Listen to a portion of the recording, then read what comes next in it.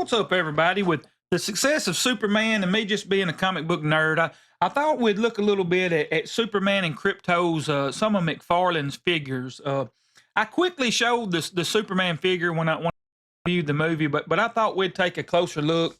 Now, I'm one of these collectors. I don't really open my stuff because sometimes I trade, will and deal, and things like that. But I kind of like to keep them in the package. This is one I got a while back.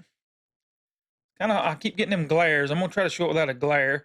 But there you can kind of see Superman. He is buff in this one. This comes from the Return of Superman comic.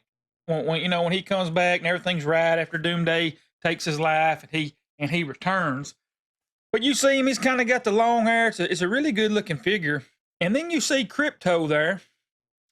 And Krypto, he's kind of he's almost like a lab type mix. It don't really say. He's just a generic dog, but he's a bigger type dog.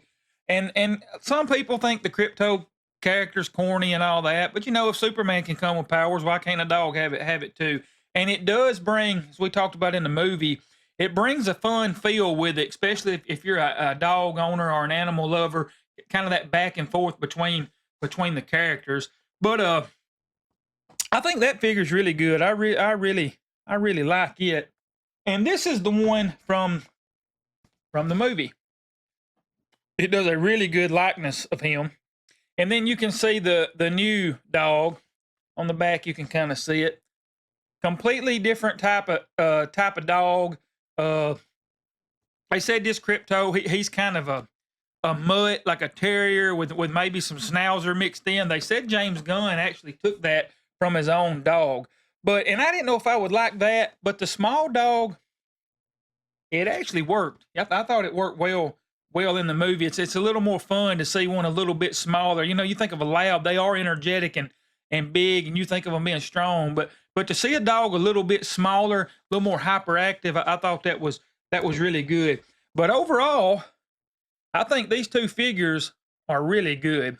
I got to work on a lighting that doesn't do that. I'm gonna work on that. But that's the movie figure. And again, that's one. I don't know if you can still get this one. It came out a little while back. But that's the figure. I got both of them with Krypto.